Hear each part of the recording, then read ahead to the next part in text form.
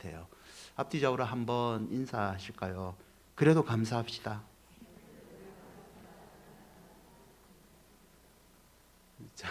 한 번 더 인사하실까요? 뭔지 몰라도 감사합시다. 감사하면 좋은 거죠, 뭐. 그래서 제가 주일날 이 일부 예배 끝나고 찬양을 좀 듣거든요. 한 두 군데 듣는데, 하나는 한성교회고요. 한 군데 교회는 교회 이름이 감사가 넘치는 교회예요. 감사가 넘쳤으면 좋겠다 해서 마음에 들더라고요. 여러분, 조선왕조 말기에 대부분 깊은 역사의 잠을 자고 있을 때 일찍 이 세상을 향하여 눈을 뜬 사람이 있습니다. 그는 과거에 합격하기 전에 그 시대인데도 불구하고 벌써 영어를 배웠습니다. 그리고 미국이 우리나라와 가까이 지내려고 할 때에 친미파 미국을 도와주는데 앞장서는 역할을 합니다. 세상이 조금 변하여 러시아와 우리나라가 가까이 지나고 러시아의 발언권이 강화지자 이 사람은 러시아를 배워서 친러파의 중심 인물이 됩니다. 로일 전쟁에서 일본이 승리하자 이 사람은 다시 친일파의 거두가 되고 우리나라의 국무총리가 됩니다. 우리나라가 일본의 손에 안타깝게 넘어갔을 때 서슴없이 일본인의 편을 서며 일본 사람들에게 후작이라는 자기까지 받습니다. 여러분 누군지 대충 아시겠죠? 이 사람의 이름은 이완용입니다. 사진 한번 보여주시죠. 저도 이번에 준비하다가 찾아봤는데 이완용을 생각할 때 우리는 한 단어를 같이 연상합니다. 매국노라는 단어를 연상을 하죠. 사리사욕을 채우고 남의 나라의 앞잡이가 되어 자기 나라에 해를 끼치는 사람을 매국노라고 합니다. 오늘 본문에도 당시 이스라엘 사람에게 매국노로 불렸던 한 사람이 나옵니다. 그 사람의 이름은 마태예요. 마가복음과 누가복음에서는 이 마태를 레위라고 부릅니다. 마가복음 2장 14절을 보시면 마태를 가리켜 알페오의 아들 레위라고 또 다른 이름을 소개를 하죠. 마태의 직업은요, 세간에 앉아 있는 거를 보시고라는 표현에서 알 수 있듯이 세리입니다. 당시 세리는 창기와 함께 무시를 당합니다. 이유는 간단합니다. 매국노이기 때문이죠. 그들은 이스라엘을 위하는 것보다는 이스라엘을 속국으로 삼았던 로마를 위해서 일하는 앞잡이들이었습니다. 세리마태는 가버나움 출신입니다. 가버나움은 교통의 요충지이죠. 예루살렘에서 여행을 시작하면서 북쪽으로 올라가다가 이 가버나움을 꼭 거치고 갈릴리 바다를 통과해서 시리아의 다마스쿠스까지 사람들은 여행합니다. 반대로 시리아에서 예루살렘에 향해 내려올 때도 반드시 이 가버나움을 거치게 되고 있습니다. 그래서 곧 교통의 요충지인 가버나움은 무역이 많이 발달한 곳입니다. 이곳에 무역상들이 통과할 때는요, 반드시 세관에 들려서 가버나움에 있는 이 세관에 일하는 세리들에게 세금을 내도록 되어 있습니다. 이 세관에서 바로 마태가 일을 하고 있습니다. 로마는요, 세금을 받을 때 일정 분량을 할당을 합니다.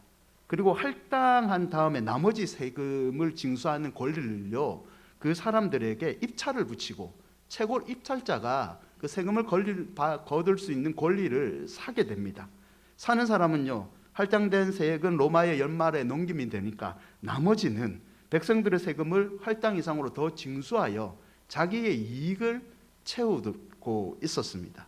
그래서 당시 세무소장들은요, 로마의 일정량의 세금을 청구받아 세금을 징수하고 그 밑에 있는 조세관들은 더 많은 세금을 사람들에게 걷어들입니다. 말단 세리들은 더 많은 세금을 뜯어서 자기들의 이익을 취했습니다. 당시의 기록에 의하면 악한 세리들은 최고 12%, 어떤 기록에는 30%까지 사람들에게 세금을 착취했다는 기록이 있죠.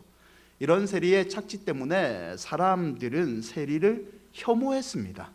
또한 세간 조사를 하는 중에 밀수품을 찾기 위해서 막대기나 꽃쟁이를 가지고 이 물건을 쿡쿡 찔러 보잖아요. 근데 쿡쿡 찔러 보면서 이 세리들이 약간 비웃는 표정으로 그 물건을 검사했다고 합니다. 혐오감이 더 크게 일어나죠. 여러분, 세리는요, 한마디로 믿을 수 없는 사람, 거짓말쟁이, 혐오꾼, 매국노, 이런 나쁜 이미지가 당시의 세리의 이미지입니다. 미시나나 탈무드의 랍비 문헌에 의하면요, 이 세금 징수하는 유대인 세리를 사람들이 얼마나 싫어했냐면 재판관이나 증인으로 이 사람들을 절대 세우지 않습니다. 신뢰할 수 없는 사기꾼들이기 때문이죠. 회당의 유대인들은 꼭 들어가야 되는데 회당에 못 들어오게 합니다. 이 세리들이 어느 집에 들어가서 초청을 받으면 그 집 전체가 부정하게 된다라고 얘기를 해요. 세리와 말을 섞어도, 세리와 밥을 먹어도 그 사람은 부정한 사람이라고 취급을 합니다. 세리가 소유한 돈은요, 사람들의 부러움의 대상이 아니라 훔친 돈으로 취급을 하고 있죠. 매국노, 혐오스러움 당했던 이 마태에게 오늘 특별한 일이 일어납니다. 마태복음 9장 9절을 다시 함께 한번 읽어볼까요? 예수께서 그곳을 떠나 지나시다가 마태라 하는 사람이 세간에 앉아 있는 것을 보시고 이르시되 나를 따르라 하시니 일어나 따르니라. 매국노인 세리마태를 예수님이 오늘 제자로 부르십니다. 여러분은 왜 예수님은 매국노 마태를 제자로 불렀을까요? 첫 번째는요, 예수님은 마태의 가능성을 보신 겁니다. 예수님은 허물이 많았지만 마태의 가능성을 보시고 나를 따르라, 제자로 부르신 거죠. 윌리엄 바클레이가 이 부분을 이렇게 해석을 합니다. 예수님은 세리였던 레위 안에서 위대한 전도자 마태를 보았다. 예수님은 그냥 세리 레위를 본 것이 아니라 그 안에서 후에 위대한 전도자가 되는 마태를 보았다라고 해석을 하죠. 여러분, 마태라는 뜻은요, 하나님의 선물이라는 이름의 뜻을 가지고 있습니다. 사람들이 매국노라 말했지만 예수님은 세리 마태의 이름처럼 그는 하나님의 선물이고 하나님의 선물인 복음을 전할 가능성이 있는 사람인 것을 알고 나를 따르라 부르셨다는 거죠. 후에 이 마태는 예수님의 기대에 부응합니다. 마태복음을 기록하죠. 여러분이 알다시피 12제자 중에 한 명이 되고 다른 제자와 함께 복음을 전하는데 자신의 일생을 바칩니다. 사랑하는 여러분, 예수님은 우리의 가능성을 보십니다. 아멘. 예수님은 우리의 완벽한 모습이 아니라 주님 안에서 몸부림치는 우리의 가능성을 보고 계시죠.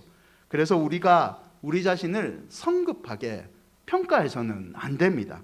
지금 뭐가 되지 않는다고 해서, 하나님께서 나에게 기도의 응답을 주지 않는다고 해서 나는 안 돼, 내 신앙은 여기까지다라고 속단해서는 안 되는 거죠. 여러분이 잘 아는 예수님의 또 다른 제자 중에서 베드로가 있습니다. 성경에 보시면 베드로는요, 다혈질이고 되게 충동적인 사람으로 표현되어 있습니다. 무리를 걸으시는 예수님을 보았을 때 베드로는요, 충동적이니까 나도 무리를 걷고 싶어요 라고 말을 합니다. 예수님을 잡으러 온 대제사장 종 말고의 길을요, 충동적이고 다혈질인 베드로는 그 자리에서 귀를 잘라버립니다. 이런 충동적이고 다혈질인 베드로를 처음 예수님이 만났을 때 여러분 하신 말씀이 뭔지 아십니까? 요한복음 1장 42절을 보면 예수께서 베드로를 보고 이르시되 내가 요한의 아들 시몬이니 장차 게바라 하니라 하시니라. 게바는 번역하면 베드로라, 게바라고 부르십니다. 여러분, 게바라는 뜻은 반석이라는 뜻이 있어요. 다혈질이고 충동적인 사람, 약간 가벼운 사람, 반석이라 부르는 것과 이미지가 맞지 않지 않습니까? 하지만 예수님은 베드로의 가능성을 보시고 너는 게바라, 반석이라 라고 부르셨던 거죠. 여러분, 후에 베드로는요, 예수님의 말처럼 초대교회의 든든한 지도자가 됩니다. 수많은 사람을 인도하는 전도자가 되죠. 전승에 의하면 그의 스승과 같이 죽을 수 없다고 십자가에 거꾸로 매달려 죽는 순교를 당하기도 합니다. 사랑하는 여러분, 나는 절대 안 돼, 저 사람은 절대 안 돼라는 편협한 생각에 우리 사로잡히지 맙시다. 성도는 가능성을 보시는 이 예수님의 시각을 배워야 합니다. 피아니스트 중에 폴 비트겐슈타인이라는 사람이 있습니다. 20세기 철학자였던 루드비히 비트겐슈타인의 형입니다. 이분은요, 사진을 한번 보여주시면 1차 세계대전에 참여했다가 오른팔을 잃어버립니다. 지금 한 팔이 없잖아요. 세계적인 피아니스트의 명성을 얻는 그였지만 전생의 참상으로 한 팔을 잃어버리고 다시는 피아노를 칠 수 없는 지경에 이르죠. 시리에 빠집니다. 하루하루 그자 절망에 빠져서 연명하는 그에게 어느 날 우편물 하나가 도착을 했대요. 당시에 유명한 작곡자였던 라벨이 쓴 우편물인데 그 우편물 아래는 왼손을 위한 피아노 협주곡 디단조라는 악보가 들어 있었답니다. 이 곡을 받자마자 여러분, 이 비트겐슈타인은요, 화가 났답니다. 왼손을 위한 곡이란 제목과 달리 곡을 보니까 양손으로 치기도 힘든 진짜 난이도 높은 곡이었대요. 폴은요, 라벨이 자신을 놀린다고 이런 악보를 보냈다고 생각합니다. 하지만 시간이 지날수록 오기가 생겼습니다. 내가 이 악보를 치기 위해 피나는 노력을 해보겠다. 그런 오기로 노력을 해서 마침내 이 곡을 완성합니다. 사람들 앞에서 한 손으로 연주를 합니다. 사람들은 놀라죠. 더 놀라운 것은 그의 연주를 보고 수많은 작곡가들이 또 다른 폴을 위한 노래를 만들어 보냈습니다. 라벨은요, 한 손의 가능성을 놓치지 않기 위해 이 비트겐슈타인에게 전보다 더 화려하게 재기할 수 있는 그의 가능성을 보고 이 곡을 선물했던 거죠. 여러분, 유명한 작곡가가 연주자의 가능성을 깨뜨려 오듯이 하나님은 우리의 가능성을 누구보다 깊고 자세히 알고 계십니다. 아멘? 여러분, 이것을 믿으십니까? 하나님은 우리의 가능성을 누구보다 잘 알고 계십니다. 여러분, 그런데 하나님이 우리의 가능성을 믿고 있다는 것을 여러분 인정하시는데 왜 하나님이 포기하지 않는데 우리 스스로 믿음을 포기하고 있습니까? 사사기 6장 15절과 16절을 보면 사사로 부름받은 기드온이 자기 자신을 표현할 때 나는 극히 약하고 아버지 집에서 가장 작은 자입니다. 나는 사사로 지도자로 설 수 없는 사람입니다 라고 말했을 때 하나님께서 그의 가능성을 보시고 이렇게 얘기하십니다. 여호와께서 그에게 이르시되 내가 반드시 너와 함께하리니 내가 미디안 사람 치기를 한 사람 치듯 하리라 하시니라. 너는 가능성 있는 사람이다. 내가 너와 함께하면 너는 미디안 사람으로부터 이 민족을 구원할 민족의 지도자가 될 수 있다 라고 하나님이 말씀하시죠. 여러분, 우리 인생을 인도하시는 하나님을 기대하고 기도하고 살아가시기를 바랍니다. 하나님이 여러분을 가능성 있다고 하시면 여러분은 반드시 그렇게 될 줄 믿습니다. 두 번째, 우리는요, 본문을 통해서 마태는 예수님을 믿고 결단했다는 것을 교훈받을 수 있습니다. 여러분, 예수님이 마태를 만나 하신 첫 말씀이 누가복음에도 5장 27절을 보시면 나를 따르라 라는 말씀을 처음으로 하십니다. 이에 28절을 보면 마태는 모든 것을 다 버리고 일어나 따랐다라고 기록하고 있죠. 여러분, 여기서 우리는 세리마태의 이 예수님을 따른 모든 것을 버린 행동을 가볍게 여겨서는 안 됩니다. 여러분, 마태는 세리라고 말씀드렸어요. 세리가 되려면요, 몇 개 국어를 언어를 할 줄 알아야 됩니다. 세금을 걷어야 되니까. 히브리어는 물론 아람어와 이집트와 헬라어를 능통하게 구사할 수 있어야 됩니다.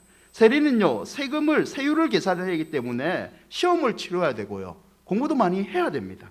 로마로부터 세리장을 임명받은 마태 정도가 되면요, 정치적인 수완도 있어야 되고 외교술과 행정력이 뛰어나야 됩니다. 여러분, 또한 마태가 수많은 사람의 조롱을 받으면서 끝까지 놓지 않았던 게 뭐냐면 바로 돈입니다. 돈. 이 돈 때문에 동족을 버렸고요, 마태는 이 돈 때문에 매국노란 소리 들었고 이 돈 때문에 하나님도 버렸던 사람입니다. 사회적으로 죄인 취급을 당하고 멸시천대를 받아도 회당에 출입이 금지당해도 마태는 이 돈을 선택했던 사람입니다.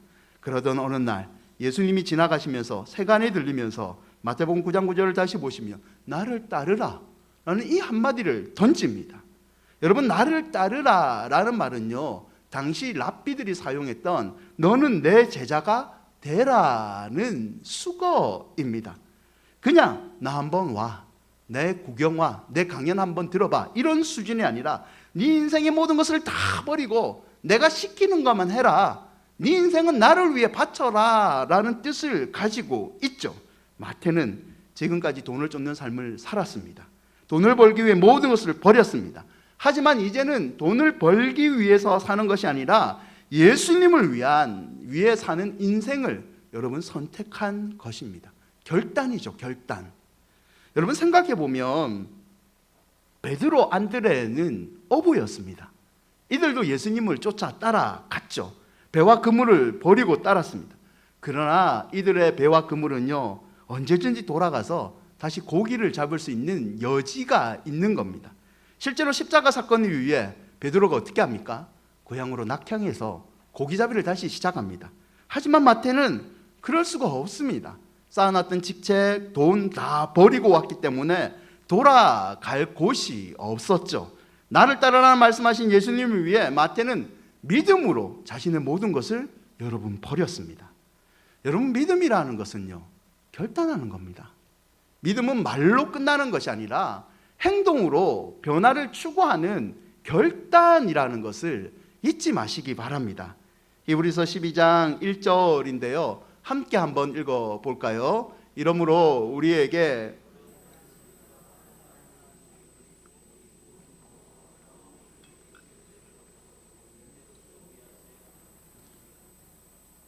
히브리 저자는 이 땅에서의 신앙생활을 달리기에 비유합니다.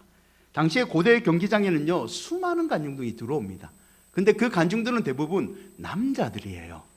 왜냐하면 달리기라는 선수들이 몸에 실호라기 하나 거치지 않고 알몸으로 뛰기 때문입니다. 무거운 것과 얽매기 쉬운 죄를 벗어버리고 무거운 것과 모든 것을 다 버리고 오직 달리는데 1등 하는데 목적을 두기 때문에 나머지는 다 벗은 상태로 들어왔기 때문이죠. 여러분 믿음 생활도 똑같습니다. 믿음은 결단입니다. 믿음 생활에서 필요 없는 것은 다 버리고 필요한 것, 하나님을 향한 믿음만 갖고 결단하며 살아가는 것이 진짜 믿음 생활인 것을 히브리 저자는 보여주고 있는 거죠. 우리를 인도하시는 하나님 그분만 바라보고 가능성을 보시는 하나님을 믿고 믿음 생활하는 것, 다른 것을 버리는 그것이 진짜 믿음 생활이라는 거죠. 여러분 오늘 세리마태가 예수님 믿고 결단하는 것이 이와 같습니다. 여러분도 마태와 같이 결단하는 믿음 생활을 다시 회복하기를 축원드립니다. 마지막 세 번째는요, 마태는 결단을 했는데 즉시 결단을 했습니다. 마태복음 9장 9절을 쉬운 성경으로 우리 함께 한번 읽어볼까요? 예수께서 그곳을 떠나 길을 가시다가 마태라는 사람이 세간에 앉아있는 것을 보셨습니다. 예수님께서 그에게 말씀하셨습니다. 나를 따라오너라. 그러자 마태는 일어나서 예수님을 따라갔습니다. 나를 따라오나 말을 듣자 말자 마태는 일어나서 예수님을 따라갑니다. 예수님의 부르심에 즉시 결단하는 모습을 보여준 거죠. 마태복음 4장 18절과 20절에 갈릴리 해변에서 예수님이 베드로와 안드레를 봅니다. 그리고 바다에 그물을 던지시는 그들을 보고 너 어부인 그들에게 나를 따라오라. 내가 너희를 사람 낚는 어부가 되게 하리라 라고 부르십니다. 이에 그들이 한 행동을 보면 곧 그물을 버려두고 예수님을 따르니라 라고 마태가 기록하고 있습니다. 곧 그물을 버려두고 예수를 따르니라. 무슨 말입니까? 나를 따라오라는 예수님의 부르심에 그들이 주저하고 머뭇거렸다는 말이 아닙니다. 예수님 시간을 주십시오. 집에 가서 아버지의 허락을 받아야 되고 집에 가서 정리할 것이 너무 많습니다. 며칠만 시간을 주시면 제가 이틀 뒤에 독산동 큰은혜 교회 앞에서 예수님 따라가겠습니다. 여러분 이런 말을 한 게 아니죠. 머뭇거리지 않고 즉시 모든 것을 버려두고 예수님을 쫓았다는 말입니다. 여러분 물론 그들을 부르신 예수님이 신적 권위를 가지신 하나님의 아들입니다. 그냥 사람이 불렀다면 그들이 주저했겠죠. 그럼에도 불구하고 우리들은 이 제자들의 행동을 본받을 필요가 있습니다. 예수님의 말씀에 즉각적으로 철저한 순종을 보였던 이 제자들의 모습이 오늘날 예수를 따른다고 말하는 제자의 도리라는 거죠. 여러분, 누구든지 예수님의 제자가 되고자 하는 자들은요, 머뭇거리거나 미련을 가져서는 안 됩니다. 여러분, 즉시 결단을 해야 됩니다. 잠언 27장 1절에 이런 말씀이 있어요. 너는 내일 일을 자랑하지 말라. 하루 동안에 무슨 일이 일어날는지 내가 알 수 없음이라. 여러분, 제가 잘 쓰는 말 중에 하나인데요, 믿음 생활에서 피해야 할 말 한 가지가 있습니다. 그게 뭐냐면 내일부터입니다. 내일부터. 우리 다이어트를 하는 청년들이 늘 하는 말이 있죠. 오늘은 마지막으로 실컷 먹고 내일부터 다이어트 하겠습니다. 내일부터죠. 내일부터 시작하겠습니다. 내일부터 기도하겠습니다. 내일부터 회개하겠습니다. 내일부터, 내년부터 봉사하겠습니다. 내일부터, 내일 찾아가서 그 사람과 화해하겠습니다. 이 내일부터라는 말은요, 믿음 생활에서 피해야 되는 말입니다. 반대로 깊은 믿음을 가져오는 말은요, 바로 오늘부터, 지금이라는 말입니다. 고린도후서 6장 2절인데요, 함께 한번 읽어보실래요? 이르시되 내가 은혜 베풀 때에 너에게 듣고 구원의 날에 너를 도왔다 하셨으니 보라 지금은 은혜 받을 만할 때요, 보라 지금은 구원의 날이로다. 아멘. 사랑하는 여러분, 하나님께서 여러분에게 깨달음을 주시고 하나님이 감동을 주신다면 지금 이 시간에 믿음의 결단을 하시기를 바랍니다. 그리할 때 하나님의 또 다른 은혜가 우리에게 임해서 우리도 마태처럼 제자의 길을 당당하게 걸을 수 있는 거죠. 말씀을 맺고자 합니다.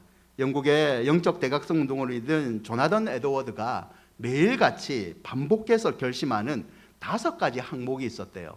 그 중에 1번, 2번은 이와 같습니다. 1. 오늘 하루를 최선을 다해 산다. 2. 시간을 소중히 여기며 하나님이 주신 기회라고 생각한다. 감리교를 창시한 요한 웨슬리는요, 말씀대로 행동하는 사람이라며 위에 앞에 보이는 5가지 질문을 매일같이 자기에게 던졌다라고 합니다. 기도는 충분히 하고 있는가? 항상 감사하고 있는가? 하나님을 두려워하는 마음으로 죄를 멀리하고 있는가? 하나님이 기뻐하시는 말과 행동을 하는가? 내 안에 임재하는 하나님의 사랑이 느껴지는가? 그는 매일 이 5가지를 점검하며 매일 하나님 앞에서 그 자리에서 자신의 믿음을 결단을 했던 거죠.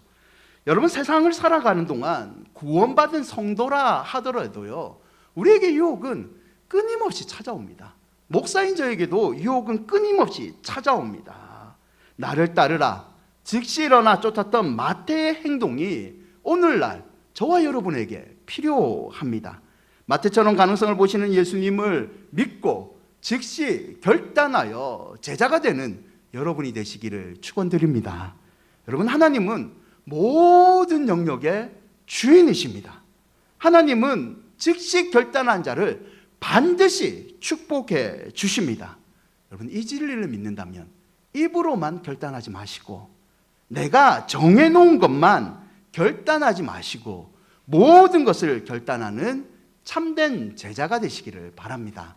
아무쪼록 다음 한 주간도 믿음으로 결단하여 한 걸음 더 깊은 신앙을 체험하시기를 주의 이름으로 축원드립니다. 우리 찬양하시죠.